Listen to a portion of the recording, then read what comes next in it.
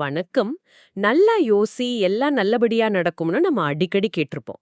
ஆனா, நம்ம வாழ்க்கையை உள்ளிருந்து முழுசா மாற்றி அமைக்க ஒரு முறையான பயிற்சி புத்தகம் இருந்தா எப்படி இருக்கும்? டோர்கோம் சராய்டாரியன் எழுதிய மென்டல் எக்ஸசைசஸ் அப்படி ஒரு வாக்குறுதியை தான் கொடுக்குது.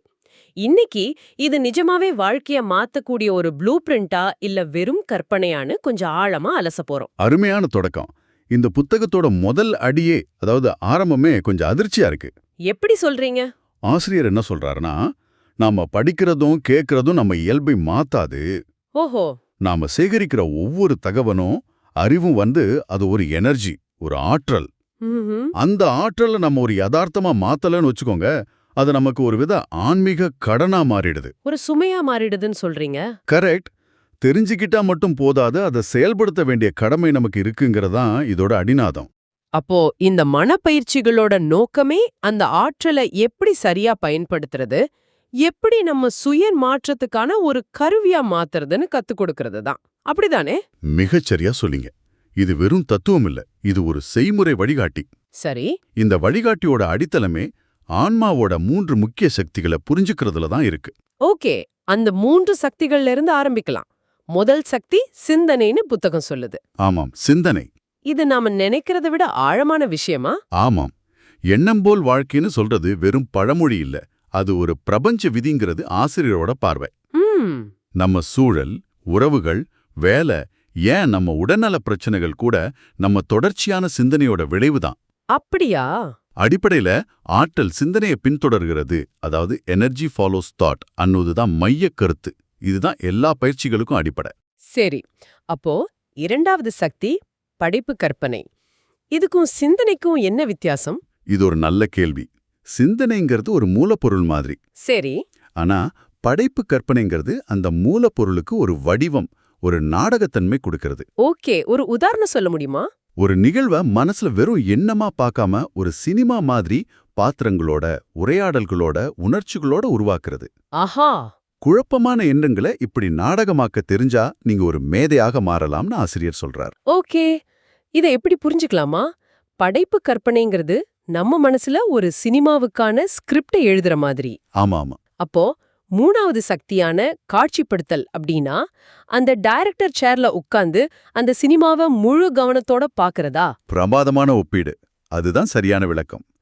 காட்சிப்படுத்தலுங்கிறது ஒரு செயலற்ற கனவு இல்ல, அப்புறம் அது ஒரு செயலுக்கான ஆற்றலை செலுத்தும் முறை. ஆசிரியர் ஒரு ஆணித்தரமான விஷயத்த சொல்றாரு. என்ன அது? 1 மணி நேரம் நீங்க சரியா காட்சிப்படுத்துறது 30 மணி நேரம் படிக்கிறதுக்கு சமம். 30 மணி நேரமா? இது ஆச்சரியமா இருக்கே.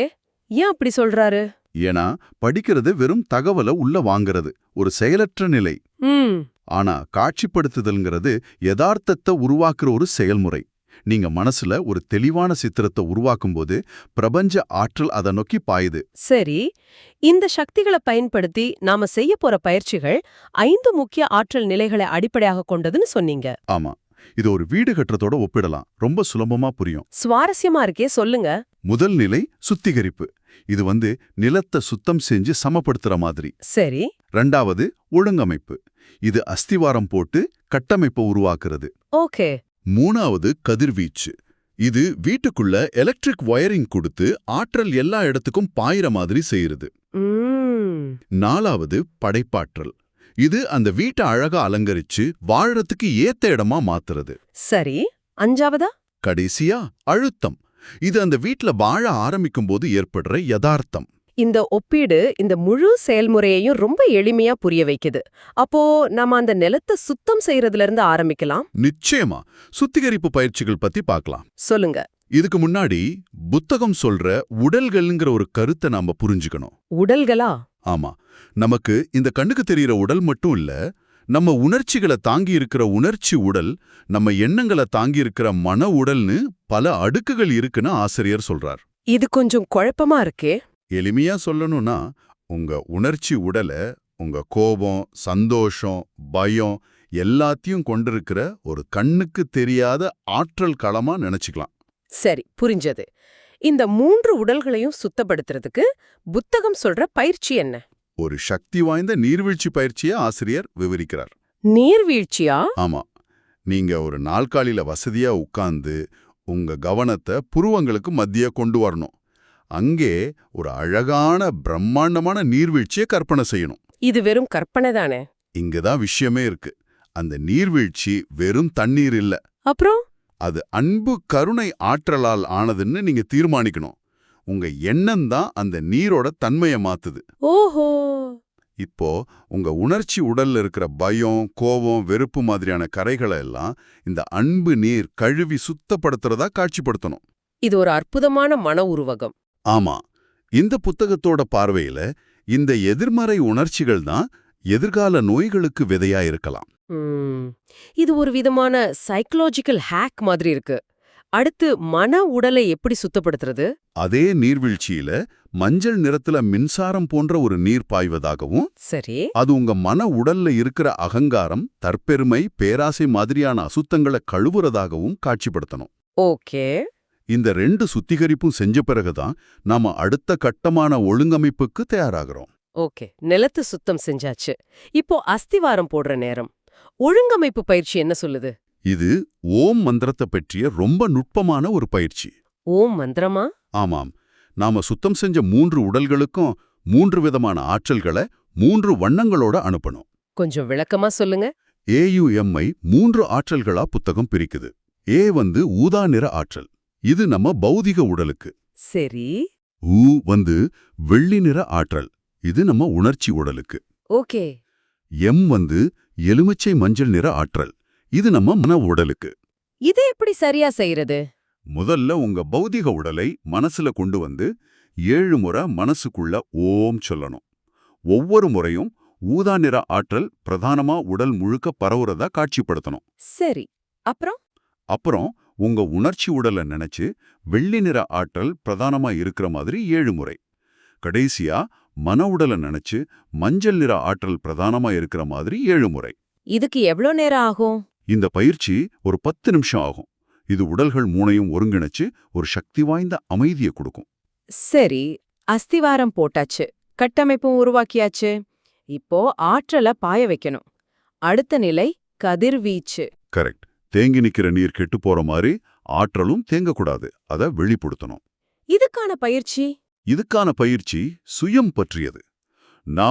நானு நினைக்கிற இந்த உடல், உணர்ச்சிகள், மனம் எதுவுமே நிரந்தரம் இல்லைங்கிறத முதல்ல ஆழமா உணரச் சொல்லுது புத்தகம். இது ஒரு பெரிய தத்துவார்த்த புள்ளி. நான் என்பது இந்த 3 இல்லனா அப்போ நான் யார்? அந்த கேள்விக்கான பதில் தான் இந்த பயிற்சி.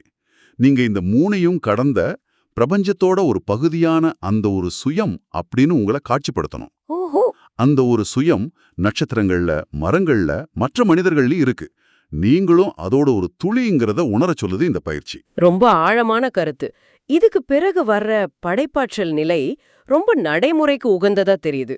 ஆமா, இதுல உங்களையே மீண்டும் உருவாக்குவதை பத்தி பேசப்படுது. ஒரு நிமிஷம். காட்சிப்படுத்தல் மூலமா நம்மளோட முகத்தை, உடலமைப்ப மாத்த முடியும்னு புத்தகம் சொல்றது பலருக்கு அறிவியல் புனைக்கதை மாதிரி இருக்கலாம். இது எப்படி சாத்தியம்? அருமையான கேள்வி. ஆசிரியரோட பார்வை இதுதான். நம்ம உடல் செல்கள் ஒரு பழைய ப்ளூ பிரிண்ட்டை வச்சு தொடர்ந்து தன்னை புதுப்பிச்சுக்கிட்டே இருக்கு. சரி. அந்த ப்ளூ பிரிண்ட் தான் நம்ம மனசுல இருக்கிற சுய பிம்பம்.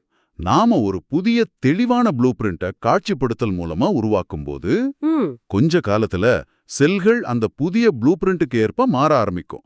இது ஒரே நாள்ல நடக்காது. அப்போ இதை தொடர்ந்து செய்யணும். ஆமா, நீங்க எப்படி நடக்க விரும்புறீங்க, எப்படி சிரிக்க விரும்புறீங்கன்னு ஒரு புதிய உருவத்தை உருவாக்கி அதை தினமும் 15-20 நிமிஷம் மனகண்ல பார்க்கணும். இது நம்மள பத்தி மட்டும் இல்லாம நம்ம வேலைய, ஆரோக்கியத்தை மாட்டவும் உதவுமா? நிச்சயமா. உங்க வேலைய மனிதகுலத்துக்கு செய்யற ஒரு சேவையா மாத்துறத காட்சிப்படுத்தலாம். உங்க ஆபீஸ்ல ஒரு புது சூழலை முழுமையா கற்பனை செய்யலாம். அந்த எண்ண வடிவம் உறுதியானதும் அதை யதார்த்தமாக்க தேவையான வாய்ப்புகளை பிரபஞ்சம் உங்களுக்கு கொண்டு வந்து சேர்க்குங்கிறதா நம்பிக்கை. ஆரோக்கியத்துக்கும் இதேதான். இப்போ பயிற்சிகளோட உச்சத்துக்கு வரும். இருப்பு. இதுல சூரிய தேவதை பத்தி பேசப்படுது. இந்த வார்த்தை கொஞ்சம் அந்நியமா கேக்குது. அதை ஒரு நெருப்பு போன்ற சக்தி வாய்ந்த உயிர்னு ஆசிரியர் வர்ணிக்கிறார். இன்னும் எளிமையா சொல்லணும்னா அதை உங்களுடைய உயர் சுயம் அல்லது ஒரு வழிகாட்டும் சக்தின்னு வச்சுக்கலாம். ஓகே, அந்த பயிற்சியை எப்படி செய்யணும்? நீங்க அந்த தேவதையோட அல்லது நீங்க மதிக்கிற ஒரு குருவோட பிரசன்னத்துல அவங்க முன்னிலையில நிக்கிறதாகவும் பேசுறதாகவும் செயல்படுறதாகவும் காட்சிப்படுத்தணும். இதனால என்ன பலன்? இது உங்க உணர்வு நிலையை உயர்த்தி தேவையில்லாத எதிர்மறை எண்ணங்கள்ல இருந்து உங்களை பாதுகாக்கும் ஒரு கவசம் மாதிரி செயல்படும்னு புத்தகம் சொல்லுது. ஆஹா காட்சிப்படுத்தல் மூலமா எதையும் யதார்த்தமாக்க முடியும்னு ஆசிரியர் திரும்ப திரும்ப வலியுறுத்துறார். ஆஹா சுத்திகரிப்புல ஆரம்பிச்சு ஒழுங்கமைப்பு, கதிர்வீச்சு, படைப்பாற்றல் வழியா கடைசியில ஒரு உயர் சக்தியோட இருப்ப உணர்றது வரைக்கும் ஒரு முழுமையான பயணமா இந்த பயிற்சிகள் அமைஞ்சிருக்கு. ஆமா. புத்தகத்தோட இறுதியில ஒரு சுருக்கம் இருக்கு இல்லையா, ம். அதுல கொஞ்சம் ஆழமான தாக்கத்தை ஏற்படுத்தக்கூடிய சில முடிவுகளை பத்தி பேசலாமா? நிச்சயமா. அந்த 7 முடிவுகள்ல 2 எனக்கு ரொம்ப முக்கியமானதா படுது. சொல்லுங்க. 1, தூய்மை ஞானத்திற்கு வழிவகுக்கிறது. ம் இன்னொன்னு, உடல்களிலிருந்து கிடைக்கும் சுதந்திரம் மரண பயத்தை அழிக்கிறது. இந்த ரெண்டும் வெறும் இலக்குகள் மாதிரி தெரியலையே, இது ஒரு அடிப்படை மாற்றத்தை குறிக்குது. ஆமா. தூய்மைனா மனம், உணர்ச்சி, உடல் 3 எந்த விதமான கலப்படமோ இல்லாம அதோட உண்மையான இயல்புல இயங்கும்போது ஞானம் தானா வெளிப்படுங்கிறதான் கருத்து. சே மரண பயம் பத்தி. நாம இந்த உடல் தான் நான் நினைக்கிற வரைக்கும் மரண பயம் இருந்துகிட்டே இருக்கும். ஆனா நாம உடலை கடந்த ஒரு ஆற்றல்னு உணரும்போது மரண பயம் அர்த்தமில்லாமல் போயிடும். இந்த பயிற்சிகள் அந்த உணர்வை நோக்கிய ஒரு பயணம். இவ்ளோ நேரம் பேசினதிலிருந்து டோர்கோம்ஸ் ரைடாரியோனோட மென்டல் எக்ஸசைசஸ் புத்தகம் அறிவை வெறும் தகவலா பார்க்காம அத ஒரு செயல்முறையா மாத்துறதோட முக்கியத்துவத்தை ஆழமா வலியுறுத்துதுன்னு புரியுது. கரெக்ட். காட்சிப்படுத்தல்னா அது வெறும் பகல் கனவில்ல, அது யதார்த்தத்தை செதுக்கிற ஒரு சக்தி வாய்ந்த ஒளி. ஆமாம், சுத்திகரிப்பிலிருந்து படைப்பாற்றல் வரைக்கும் இந்த பயிற்சிகள் உங்களை நீங்களே செதுக்கிக் கொள்ள உதவும் கருவிகள்தான். ஆனா வெறும் கேட்கறதுனாலயோ படிக்கிறதுனாலயோ எந்த பயனும் இல்ல. இதை நீங்க முயற்சி செஞ்சு பார்க்கணும்.